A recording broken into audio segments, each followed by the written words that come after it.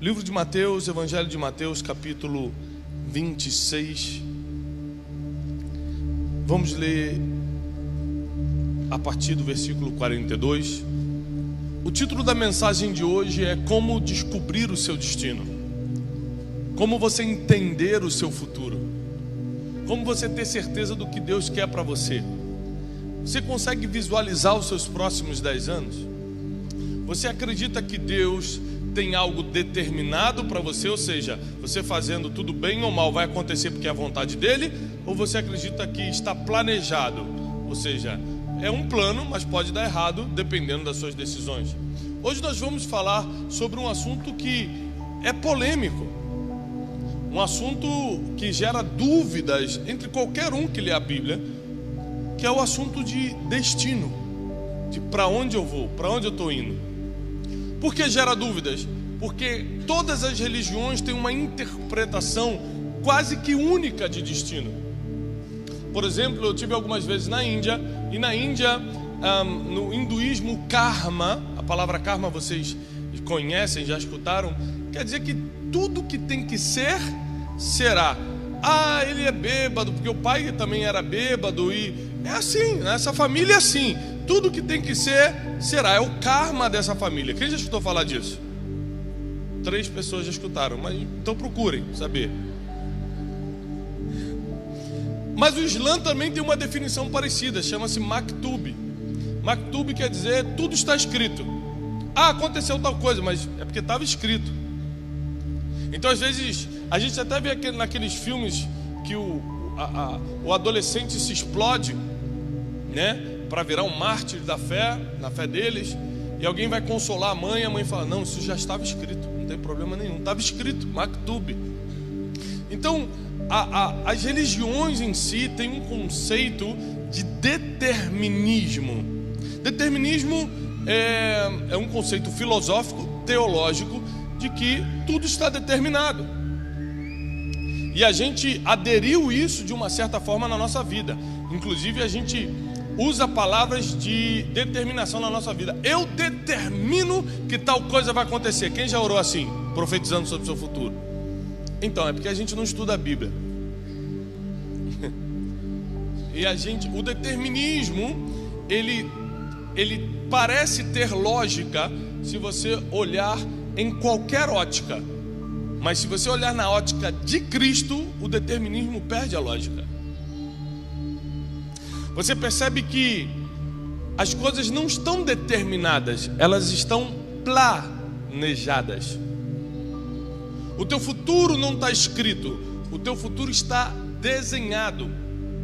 Jeremias 29:11 diz assim: eu tenho planos a respeito de vocês, diz o Senhor. São planos de bem, não de mal, de paz e não de guerra. São planos de prosperidade, para que vocês tenham um futuro de esperança, para que vocês possam chegar onde vocês estão sonhando. Cada versão diz algo poderoso, diz algo lindo. Mas Jeremias 29:11 é 2 versículos que deixa claro que Deus fez planos para nós. Mas eu também fiz muitos planos para os meus filhos. Quem aqui tem filho? Você também não faz planos para os seus filhos? Você quer que seu filho case bem ou case mal? Qual é o seu plano em relação ao casamento do seu filho? Ah, esse menino tem que casar mal para aprender. É assim? Sobre quando você faz plano para o futuro profissional, o teu plano seria que ele estude em Harvard, na melhor faculdade do mundo, ou pode fazer a Unip aqui que tá bom já, porque é o que ele merece? Se você tem a opção de fazer plano, o que você faz? Você vai no melhor. Estou correto até aqui ou só eu que faço planos de bem para os meus filhos? Agora, se eu faço planos para que a Júlia, minha filha mais velha, seja uma doutora, para que José seja um avivalista, para que o Joaquim conclua doutorado em Harvard, se eu faço esses planos, quer dizer que vai acontecer? Sim ou não? Não, porque vai chegar um momento da vida deles que eles vão ter poder de decisão. Repete bem alto comigo: poder de decisão. Então, se eu posso ter sonhado a vida toda, 30 anos sonhando que um se torne engenheiro. Na hora ele fala: não, pai, eu quero ser médico, não quero ser engenheiro. Eu posso ter sonhado a vida toda de que um dia um deles seja pastor de igreja. Fala, não, pai, eu vou ser missionário, eu vou ficar rodando por aí na África. Porque os meus planos são como um lápis que desenha, mas as decisões são como borrachas que apagam. Logo, Deus tem um lápis, mas você tem a borracha das decisões. Ele planeja coisas para a sua vida, e de diversas formas, inclusive pelas suas decisões, você pode apagar o que Ele escreveu para você. E todos os planos de Deus são de bem e não de mal. A conspiração divina, Pai, Filho e Espírito Santo estão nos céus conspirando ao teu favor sempre. É sempre para você se sair bem, é sempre para você ganhar, é sempre para você sair do buraco, é sempre para o casamento melhorar, é sempre para a solidão ir embora, é sempre para a prosperidade chegar, é sempre para o bem. Mas por que as coisas dão errado? Porque a gente de vez em quando apaga uma parte do plano, com alguma decisão, com alguma companhia, com algum ambiente que frequentamos, com algo que fizemos por livre e espontânea vontade, que borrou o que estava desenhado para a gente. Mas não pense que isso acontece somente com você. Nós vamos falar de um homem perfeito, um homem que foi exemplo em tudo. O nome dele era Jesus. Todo mundo aqui sabe, por mais que você não seja nem evangélico ainda, você sabe que Jesus tinha um destino. Jesus nasceu com um destino, entre aspas, o que nós pensávamos é que era o destino de Jesus estava Qual era o destino de Jesus? Obrigado, irmã. A única que veio na escola dominical, morrer na cruz. Esse era o destino de Cristo. Nasceria, viveria, começaria a manifestar o seu ministério por um tempo, e chegaria um tempo que ele teria que entregar a vida. Isso estava escrito desde antes, planejado desde antes, para dar vida pela humanidade, e isso seria feito na cruz.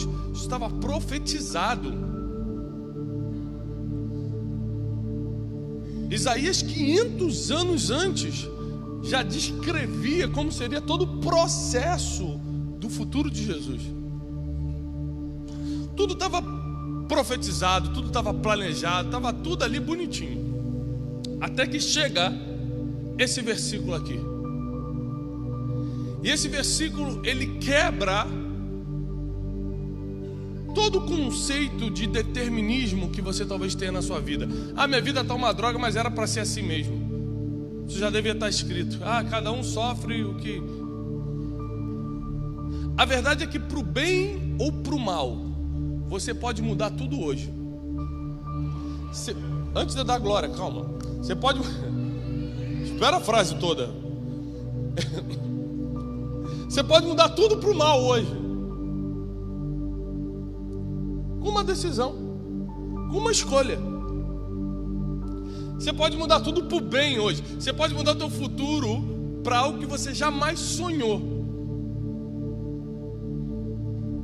Agora vamos no nosso exemplo, Jesus. Mateus capítulo 26, versículo 42. E ele se afastou novamente pela segunda vez. O versículo que eu vou ler, ele cita duas vezes no mesmo capítulo. E diz assim: meu Pai,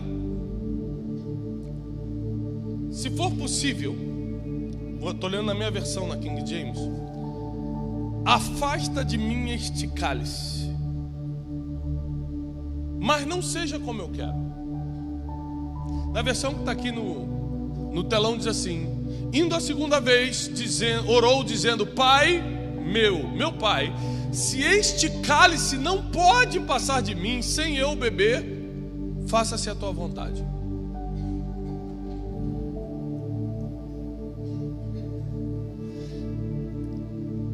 Vamos analisar esse momento aqui de Jesus. Nesse momento, faltavam 12 horas para ele ir para a cruz. É um tormento muito grande você saber que vai morrer. Todo mundo aqui vai morrer um dia, mas por que a gente vive bem? Porque a gente não sabe quando. Quer ver eu acabar com sua noite hoje? Eu falo assim: prepara, amanhã, 2h. Vai chegar um homem chamado Gabriel na sua porta. Ele só vai fazer assim, ó: vem. Você não vai dormir hoje, irmão. O sofrimento de saber que você está à beira da morte é muito grande. Mas Jesus tinha não só a certeza que faltava algumas horas para a cruz, mas ele tinha todo o peso da humanidade, toda a injustiça, tudo concentrado nele. Vivia num momento que talvez ele não precisaria passar, porque era filho de Deus. Ele sabe que podia estalar o dedo e legiões de anjos vinham servi-lo. Mas ele entrou numa agonia, num estágio de agonia tão grande, porque você precisa lembrar de uma coisa importante. Eu não sei qual foi a sua dor, eu não sei qual foi o tamanho do seu sofrimento, eu não sei qual foi a profundidade da sua perda, mas por mais que você tenha passado por coisas terríveis na terra, nada foi tão sério a ponto de te fazer suar sangue. Porque suar sangue, para você suar fisiologicamente falando, tem que ter um comando cerebral de desespero, de angústia tão forte, é um dispositivo emocional tão poderoso, que é raríssimo, quase impossível o ser humano suar sangue.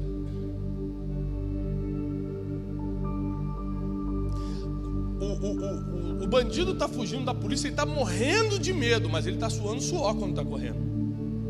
Aquele medo de morrer com um tiro nas costas não é suficientemente poderoso para fazê-lo suar sangue. Tem que ser um desespero muito mais profundo, tem que ser uma dor muito mais forte. E a Bíblia diz que Jesus começou a ficar angustiado até a morte. Não importa qual o nível de depressão você já entrou, ele ainda estava pior do que você. E ele fez isso por um motivo: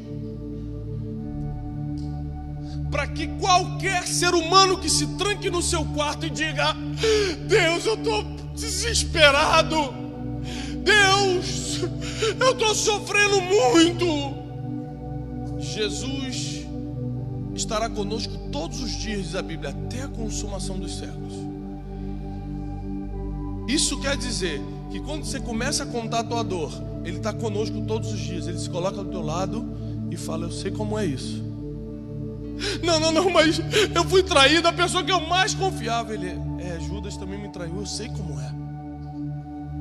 Não, mas eu estou em depressão, ninguém liga para mim. Eu suei sangue, eu estava tão angustiado que eu ia morrer injustamente. Eu sei como é. Você vai começar a contar qualquer dor sua, você vai querer contar qualquer sofrimento teu, ele vai botar a mão no seu ombro e vai falar: eu sei como é.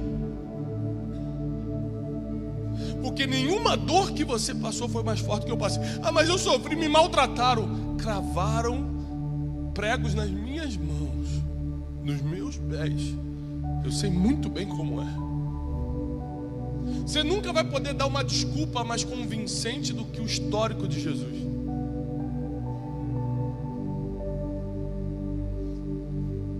E essa angústia estava tão forte, era algo tão poderoso, que ele começa a suar sangue. E então ele faz um pedido para o Pai. Ele vai tentar mudar o seu destino. Não se sinta culpado pelas vezes que você tentou jogar tudo para o alto. Quem já tentou jogar tudo para o alto? Eu não quero mais saber dessa família, eu vou largar a igreja, eu vou largar essa empresa. Já pensou até tirar a própria vida? Quem já pensou jogar tudo para o alto? Levanta a mão aqui. 33 anos sabendo o que tinha que fazer. 33 anos, foi criado sabendo que era filho de Deus. Realizou 3 anos e meio de milagres. Todo mundo viu o seu poder e a sua glória. Mas na hora de fazer o que tinha que fazer, ele era ser humano como eu e você. Ele começa a ficar angustiado, começa a suar sangue, e ele faz uma proposta para Deus. Ele fala: Pai, se for possível, ou seja, se depender de mim, afasta de mim esse cálice. Eu não quero passar por isso. A maioria das vezes nós vamos fugir do destino que Deus planejou para a gente. Porque chega uma hora que parece que é muito difícil. Chega uma hora que a gente quer jogar para o alto e fala: daqui eu não consigo passar. Mas a tua vitória está justamente um passo depois da tua dor. Mas os teus melhores dias estão justamente um passo depois dessa angústia. É quando você passar por essa profundidade, por essa angústia, por essa dor, por esse sofrimento, quando você decidir vencer isso, é que você entra nos teus melhores dias e começa a viver o seu destino. Mas até Jesus falou: se possível, afasta de mim esse cálice. Eu não quero beber desse cálice, eu não quero viver esse futuro. Está muito complicado para mim.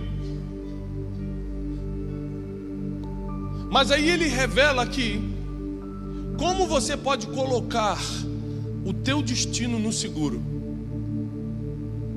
Quando você quer garantir o seu carro, você coloca o seu carro no seguro. Aqui acontece um acidente. Quando você quer garantir alguma coisa, você coloca no seguro. Jesus aqui nos ensina como colocar o nosso destino no seguro. Ele fala o seguinte: o que eu quero é que tire esse cálice, mas não seja como eu quero, seja conforme a tua vontade. A vontade de Deus só se cumpre quando você, por livre-arbítrio, coloca tudo na mão dele. Tem gente que fala assim: o plano de Deus vai se cumprir na minha vida se você falou o que Jesus falou. O que eu queria era isso, mas seja como tu queres. Essa oração eu chamo de blindagem de destino. Quer blindar os teus próximos anos? Aprenda a orar assim: Senhor, o que eu queria mesmo era largar tudo, porque eu não aguento mais esse homem. Mas a irmã até começou a chorar ali. Senhor, o que eu queria mesmo era pegar esse negócio, é ilícito, mas ia resolver meu problema financeiro. O que eu queria mesmo, Senhor, era sair desse país, tá uma droga. Ou seja, você pode falar tanto eu quero, só que o eu quero já destruiu muitas famílias. Eu quero ser feliz, vou abandonar essa casa. O eu quero já matou muitos destinos proféticos. Ah, não vou ser pastor não, vou viver minha vida empresarial. O eu quero já feriu muita gente, já destruiu muita coisa. Agora, quando você coloca o teu futuro no seguro, seja conforme tu queres, as coisas começam a acontecer de uma forma que você nunca imaginou.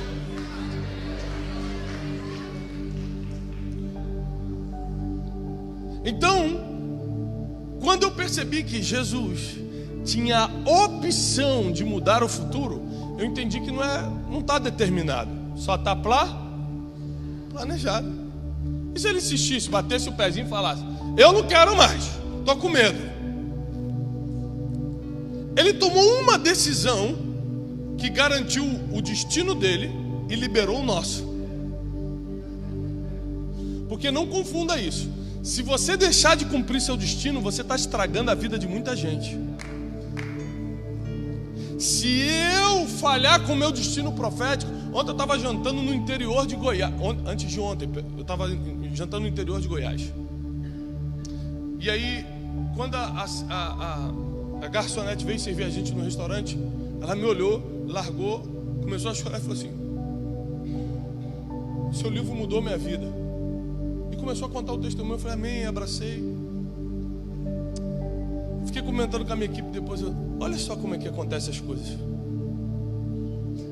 Há 4 anos atrás, quando eu tentei escrever meu primeiro livro, falaram assim: você está maluco? Você vai escrever livro? Você não nasceu para isso, você não tem talento para isso não. Se eu fugisse do meu destino profético, o destino de outras pessoas seria atingido, porque eu não cumpri o meu. Se o pastor Mico resolvesse escutar críticos, escutar os contrários e não abrisse a igreja, teu destino não estaria garantido, teu destino não estaria sendo impactado por causa dessa igreja. Quando você não cumpre seu destino, é o maior ato de egoísmo que você pode fazer, coletivamente falando. Porque tem pessoas que estão dependendo que você cumpra o teu para que elas vivam dela. Ou você acha que se eu não cumprir meu destino, meus filhos vão conseguir cumprir o deles? Ou você acha que se eu não viver o que Deus planejou para a minha vida, as pessoas que me escutam vão viver o destino delas? Existe uma grande responsabilidade que é sobre sua vida e você é capaz de cumprir, porque Jesus foi exemplo em tudo. Ele falou: eu não vou falhar com o meu destino. Eu não quero, mas seja conforme tu queres, porque uma gerações vão se salvar por causa do meu destino. E muita gente vai se salvar por causa do teu destino. Você não tem a mínima ideia do que Deus está preparando para você, porque a Bíblia diz que nem olhos viram, nem ouvidos ouviram, nem jamais penetrou no coração humano o que Deus tem preparado para aqueles que o amam. Você não consegue nem imaginar o que está por vir. Você não consegue nem imaginar o que Deus escreveu para os próximos 2 anos na sua vida. Você sabe que você está de pé ainda? Você já era para ter caído. Você já era para ter falido. Teu casamento já podia ter acabado, você sabe disso. Aquela doença já podia ter te matado. Sabe que você está de pé ainda? Porque Deus já te viu no futuro. Ele gostou do que viu e resolveu te sustentar até lá.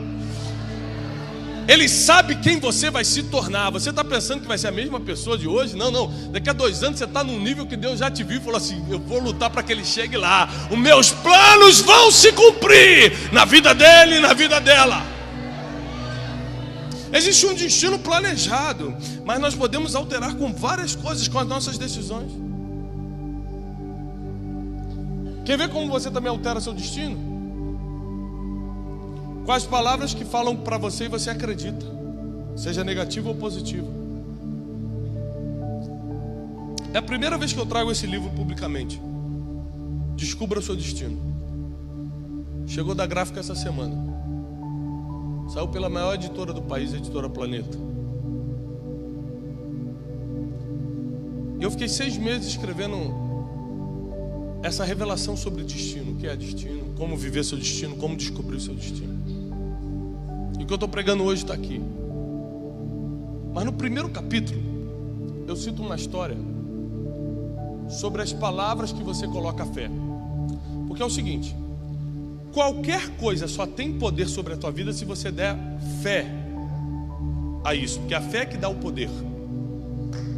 Então, por exemplo, se eu coloco fé no meu pastor, ele tem autoridade sobre a minha vida. Não coloco fé, ele vai falar, não acontece nada. Se eu coloco fé em alguma palavra profética, alguém falou que Deus vai me usar em tal lugar, nossa, eu recebo, coloquei fé naquela palavra, aquela palavra começa a ter poder na minha vida. Mas isso para o mal também vale. Quando alguém fala, seu miserável, e você acredita, caramba, eu sou um miserável, você colocou fé na palavra errada, vai começar a ter efeito na sua vida. E Jesus, porque ele foi o maior ensinador sobre futuro, sobre destino que já existiu, ele passou exatamente por essa situação. Ele começa a se manifestar porque as maiores críticas você vai receber quando começar a viver o seu destino.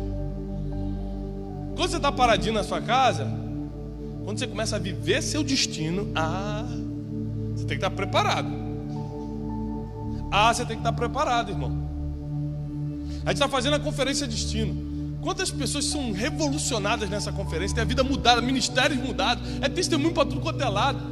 A gente investe, traz homens de tudo quanto é país para trazer um nível de revelação profundo. Aí eu anuncio a conferência no meu Instagram, por exemplo. Vem alguém embaixo e fala assim: que horrível cobrar para pregar o evangelho. Eu vou lá, irmão, eu escrevo. Dou aquela respirada. Fala, queridos, adivinhem, todo mundo que vai nessa conferência já é convertido. Portanto, nós não estamos pregando o evangelho. Eles já receberam o evangelho gratuitamente. Essa conferência é um treinamento. Mas eu faço um desafio, eu sempre escrevo isso. Eu aprendi isso, agora estou demais. Estou na internet. Mas eu te faço um desafio, meu irmão. Se você não concorda com a entrada, eu vou te passar os custos hoje. O irmão oferta, e eu dou a minha palavra aqui publicamente na internet, que eu retiro hoje todos os ingressos, fica de graça.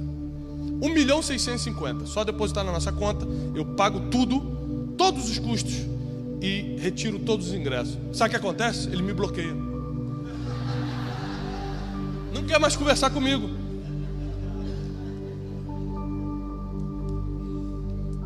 Ótimo. Aí eu falo assim, poxa vida, estou chateado, vou postar o trabalho que eu estou fazendo na África, porque assim o pessoal pelo menos entende. Peguei um trabalho que a gente está fazendo na África, todos os direitos autorais do livro doados para a África, construímos escolas, demos uniforme para 1000 crianças, comida, fizemos um trabalho lindo, postei o vídeo essa semana.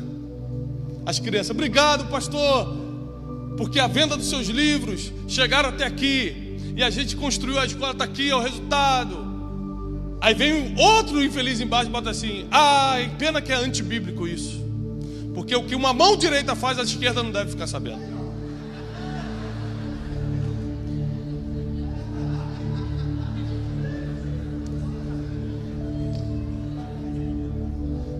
Aí minha esposa me vê, né? Aí minha esposa, peraí, o que está acontecendo? Eu falei, não, aqui, isso aqui. Ela, Tiago, isso só acontece porque você está vivendo o seu destino. Se você estivesse em casa infrutífero, sem fazer nada, cheio de dívida, cheio de... essas pessoas, ai, tadinho desse pastor, até te dava oferta. Mas quando você começa a viver o seu destino, você tem que estar preparado para isso. Quando você começar a viver seu destino, vão falar mal de você, vão jogar palavras negativas contra você, vão criticar você. Baseado em quem eu estou falando? Baseado em Jesus. Que Jesus, quando se manifestou como mestre de Israel, os fariseus, não estou falando de qualquer um não, estou falando de gente de alta elite, gente espiritual, falou assim, esse faz o que faz pelo espírito de Belzebu. Belzebu é diabo.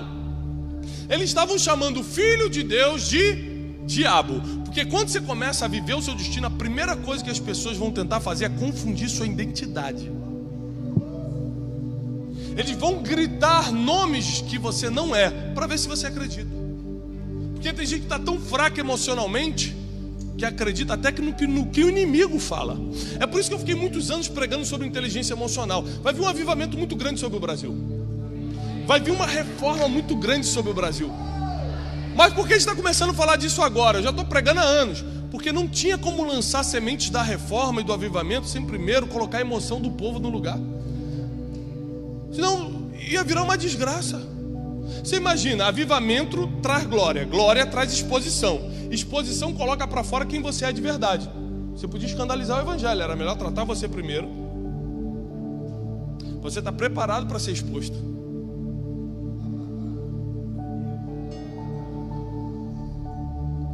Aí quando eu pregava só sobre inteligência emocional, mas rapaz, esse cara, em vez de pregar sobre a volta de Jesus, está pregando sobre inteligência emocional. Sabe por quê?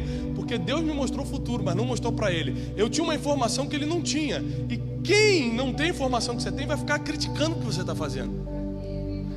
Não escute os críticos, continua fazendo o que Deus mostrou para você fazer. Então aqueles homens chegaram a dizer, aí é Belzebu, ó. O que ele faz é pelo espírito de Belzebu. Aí ele vai para o Jordão ser batizado. Quando ele sai do Jordão, Jesus, ele escuta uma voz do céu. A voz da onde? E a voz dos fariseus vinha do lado. Tem gente que não sabe nem dar crédito à voz. Está vindo do lado ou está vindo de cima? A voz que veio de cima falou o seguinte, ó. Esse aí é o meu filho amado, em quem tenho prazer. E Jesus preferiu colocar fé na voz que vinha de cima do que na voz que vinha do lado. Ele preferiu colocar na voz que vinha do Pai do que nas vozes que vinham das pessoas. Você está colocando tua fé em que tipo de palavras? Isso logo no capítulo 1 eu explico. Outra coisa que eu explico no capítulo 1. Os ambientes que você decide frequentar hoje definem os seus próximos anos. Quando você faz um esforço para estar aqui hoje, você está definindo os seus próximos anos, porque esse ambiente está destravando o teu futuro. Você podia estar em casa vendo uma novelinha e só botando fofoca para dentro, mas você está aqui destravando sua vida espiritual. A gente criou a Conferência Destino para ser 3 dias de imersão em um ambiente que vai literalmente desenhar o teu destino profético.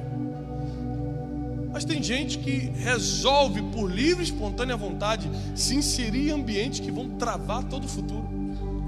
Na época que eu atendia como coach, eu atendi uma socialite e no primeiro dia ela falou assim para mim: Tiago, eu quero casar, sou bonita, tenho dinheiro, sou bem relacionado, não consigo casar. Falei, gente, que mistério. Aí quando acabou a primeira sessão, quando você quer conhecer alguém, onde é que você vai lá? Na rede social, né? Fui lá no Facebook dela. Aí no Facebook dela, na capa do Facebook, ela tava com uma mini saia, um negócio que eu nem sei o nome, que mostra tudo, um negócio de cerveja na night, fazendo assim, ó, era aquela cerveja. Eu não tô aqui falando se é errado ou não, eu vou falar de ambiente. Na segunda sessão eu falei, já sei porque você não casou. Ela, meu Deus, esse menino é bom mesmo, já descobriu. Eu falei, já? Meu Deus, me conta logo. Eu falei, olha, primeiro eu vou te contar uma estatística. Eu estou há pelo menos 3 décadas me relacionando com vários amigos de vários países, homens bem-sucedidos, homens que procuram uma esposa, homens que venceram financeiramente, homens que querem honrar sua esposa, ser fiel a ela, querem ter filhos. Ela já começou, meu Deus, mas tem um sobrando aí. Então eu falei, calma. Homens que querem viver compromisso com ela. Nossa, que lindo, estou emocionado, estou arrepiada e tal. Eu falei, então, só que eu nunca vi nenhum desses homens se arrumando em frente ao espelho dizendo, hoje eu vou para a night e vou encontrar a mulher da minha vida.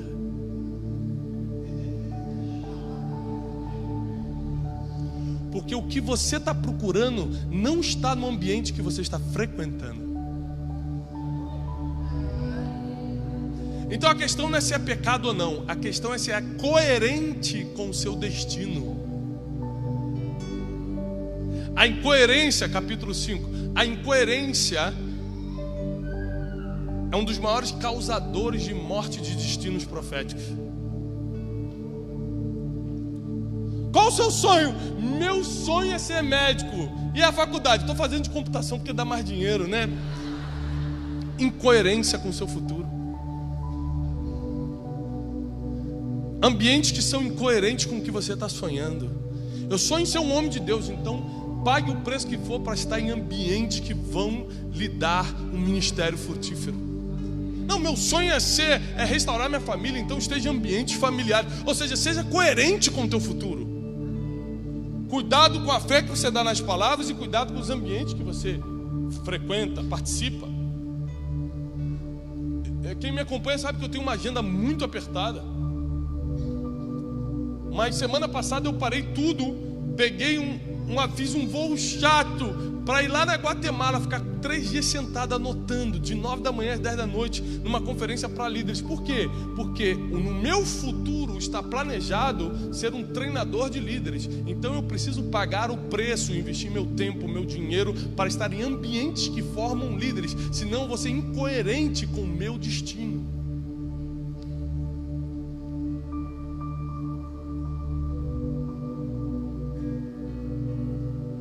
E às vezes eu vou num lugar desse e o organizador fala, o Thiago Brunet está aqui, você quer pregar? Eu falei, não, se eu pregar eu vou ser incoerente com o meu destino. Eu preciso estar num ambiente para receber.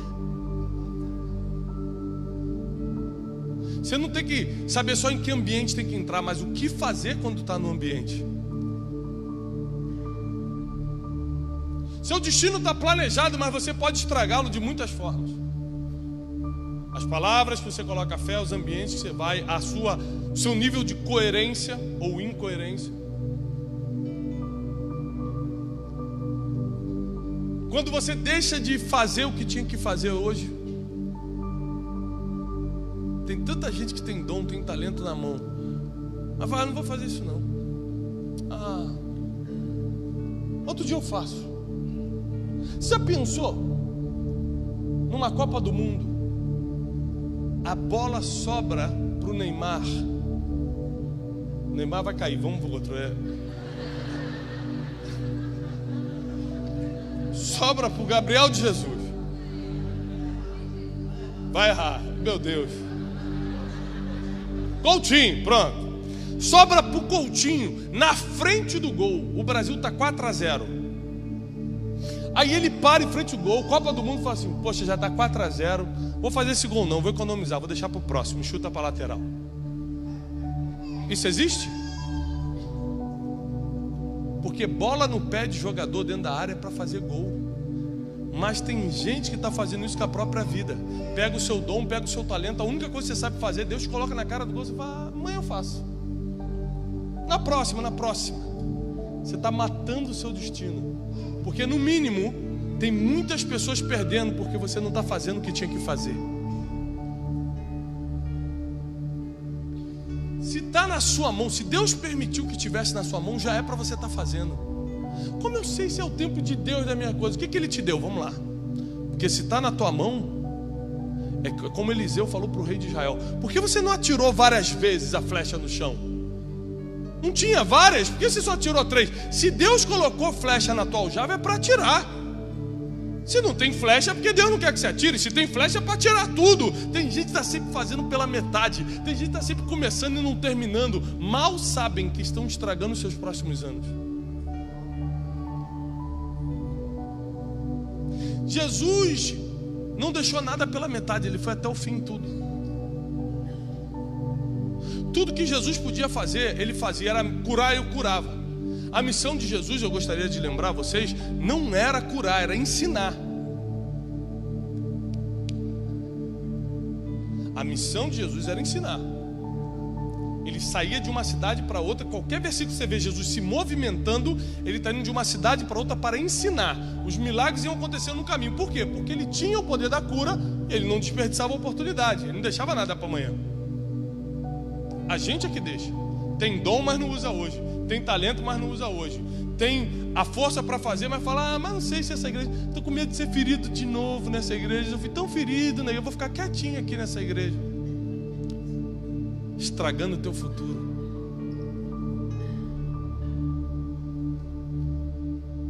Mas pastor, já me usaram muito nessas igrejas aí, já fui muito usado. Mas não era você que se trancava no quarto e falava, usa-me, Senhor!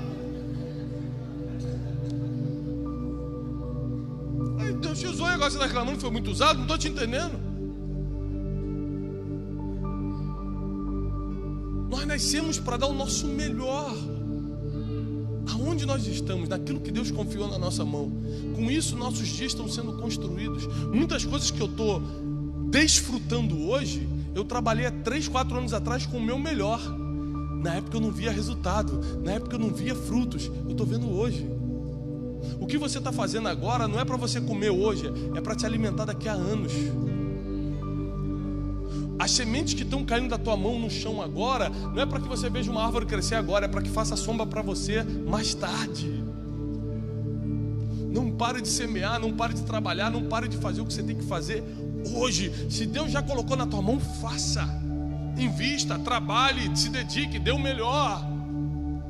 O nosso futuro depende de tudo isso. E toda vez que você pensar em desistir porque não está aguentando, porque está ferido, porque está machucado, porque está muito difícil de carregar, quantas vezes nós já tentamos também deixar as coisas?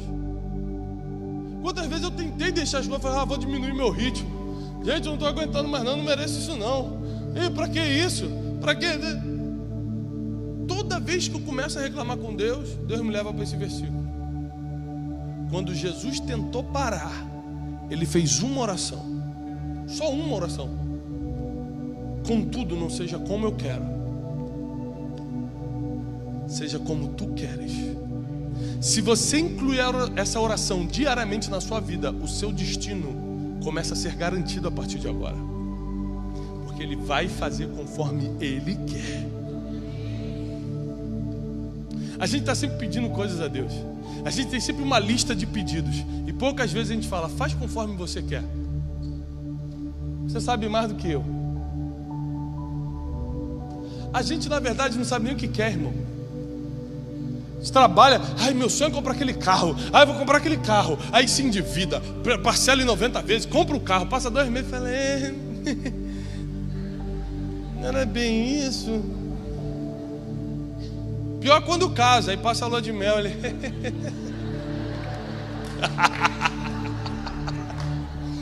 Bom, vamos para o próximo exemplo. Ou seja, a gente nem sabe o que quer. Não é melhor já colocar na mão daquele que já viu a gente lá na frente? Orar é consultar quem já te viu no futuro. Ele já viu o que você vai ser, o que você vai passar, o que você suporta, o que você não suporta. Deixa tudo na mão dele. e vai fazendo a tua parte hoje. E vai trabalhando hoje. E vai andando com pessoas que liberam o seu destino. Eu tenho ensinado isso incansavelmente. As pessoas, duas coisas. As pessoas que você anda e os livros que você lê são parte desse lápis que desenha o seu futuro.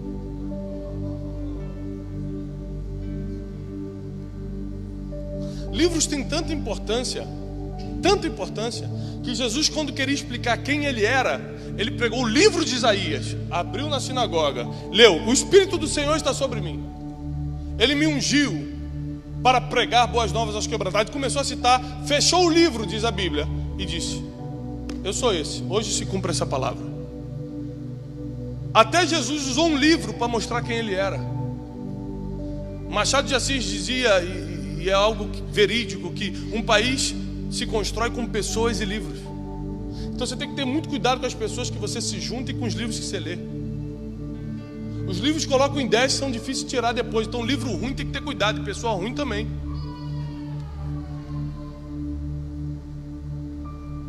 Mas hoje, muita coisa que eu faço é fruto de uma série de livros. Quando eu tinha 11, 12 anos, meu pai ganhou uma série de livros do John Maxwell, um treinador de líderes famoso, um pastor. Ficou lá em casa abandonada aquela série de livros. Eu pegava com 11, 12 anos e lia quando chegava da escola. E comecei a ler sobre liderança com essa idade. Essa semente entrou no meu coração. Com 16 anos eu apresentei um projeto de liderança para a escola dominical da minha igreja, com 16 anos. Mas por quê? Porque o Espírito desceu sobre mim, eu fui arrebatado. No terceiro céu Deus me mostrou o líder. Não! Porque os livros me influenciaram para isso. Pessoas e livros influenciam o seu destino. Então você tem que ter cuidado com as decisões que toma, com os ambientes que frequenta, com as palavras que acredita, com as pessoas que se junta, com os livros que lê. É muita coisa que você tem que estar atento para poder viver o plano de Deus. Isso é só para viver o plano de Deus. Porque se você andar com a pessoa errada, a chance de você não cumprir o plano de Deus é muito grande. Aminon, filho de Davi,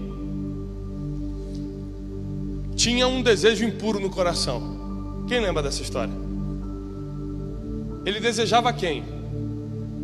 Quem ele desejava? A própria irmã. Isso é de Deus ou do diabo? Olha só, isso foi há 3.000 anos atrás. Aquela época era coisa, gente, ultrapassada.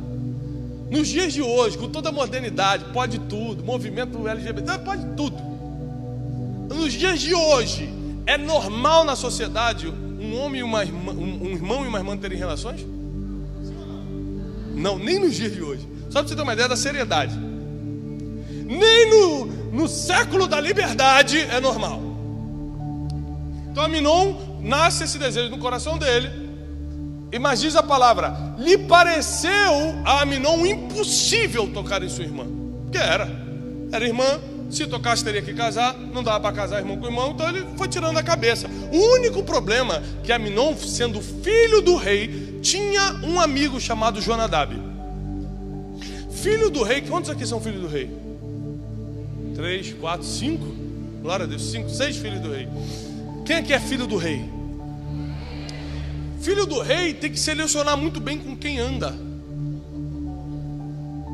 E Aminon não selecionou, porque Jonadab foi o que deu a ideia de ele colocar o pior que tinha para fora. Falou assim: por que você não pede ao seu pai para enviar Tamar para o seu quarto para cozinhar para você? Você se finge de doente. E aí quando você estiver sozinho, você faz o que tem que fazer. Tem coisas que você jamais teria coragem de fazer. Por mais que tenha passado pela sua cabeça, você jamais teria coragem de fazer. Mas o amigo errado te dá estratégia para você morrer. Porque Aminon morreu depois.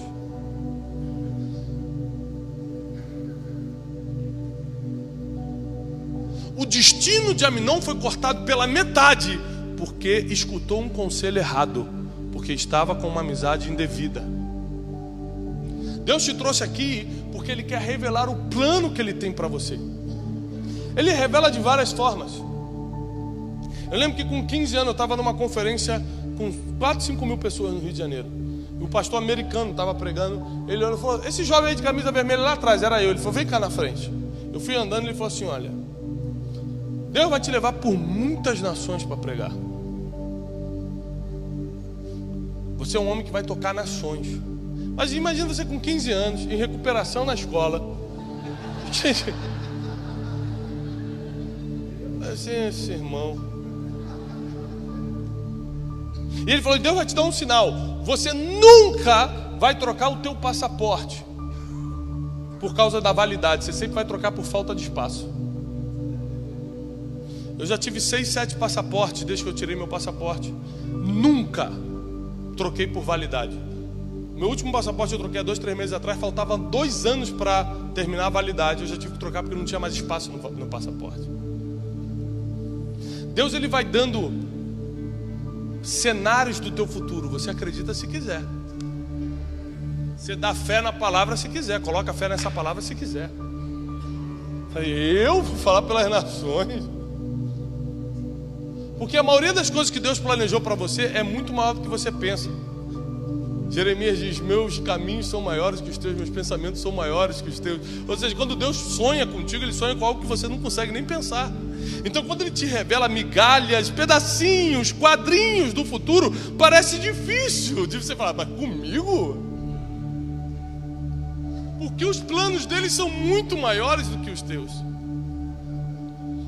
Enquanto você está pensando só, eu queria tanto ter uma empresa só para sair da vergonha, para pagar minhas contas, Deus está pensando: não, você está entendendo, você vai alimentar 1.500 famílias por mês. Eu parei para pensar aqui, eu fiz um plano para você. Tem 1.500 famílias que precisam se alimentar do projeto que vai sair da tua mão. Eu vou te dar uma empresa com 1.500 funcionários.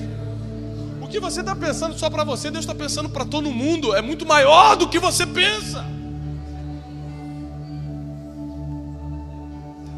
É muito maior do que você pensa.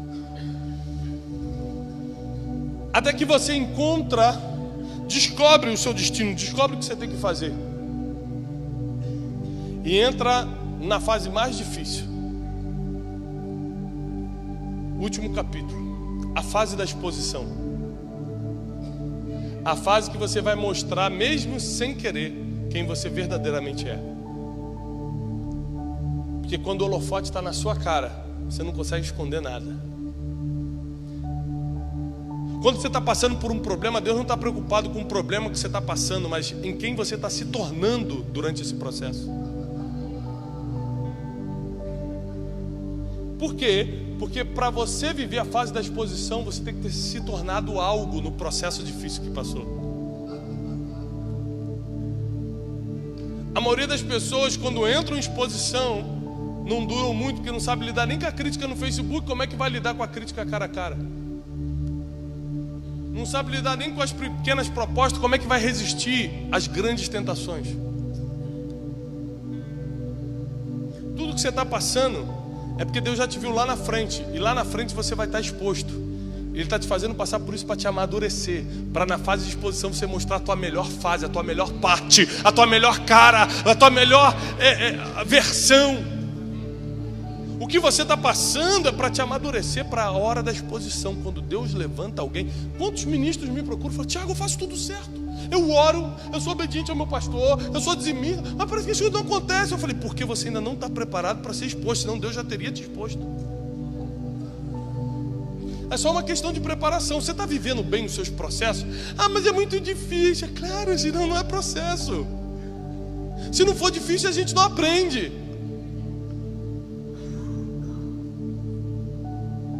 A maioria das coisas Deus te tira porque Ele já viu como vai terminar. Meu filho começa a subir a estante. Eu posso ser um pai responsável e falar: ah, que bonitinho, parece até um Homem-Aranha. Mas como eu sou um cara maduro, eu já sei como isso vai terminar. Como você acha que vai terminar um filho de 5 anos escalando uma estante? Como você acha que vai terminar? Fala pra mim. Ele vai cair, vai se arrebentar, exatamente, ainda vai quebrar tudo. A esposa vai ficar em casa, vai te dar um gelo de 2 semanas sem nada. Vou ter que pagar a porcelana. A sogra vai vir morar na sua casa, porque o diabo faz serviço completo. Quando você erra uma vez, o diabo pega tudo e pá, joga. Então, em vez de achar bonitinho ele escalando, eu falo assim: filho, desce daí. Se ele não descer, eu vou lá e arranco ele. Porque eu já sei como vai terminar. Quando Deus te arranca de um lugar, não é porque ele é mau, é porque ele já sabe como vai terminar. Ele quer evitar a tua queda. Ele quer evitar o pior. Ele já te viu no futuro. Esse é o nosso Deus. Esse é o nosso Deus. O Deus que a gente serve é um Deus que tem planos para você.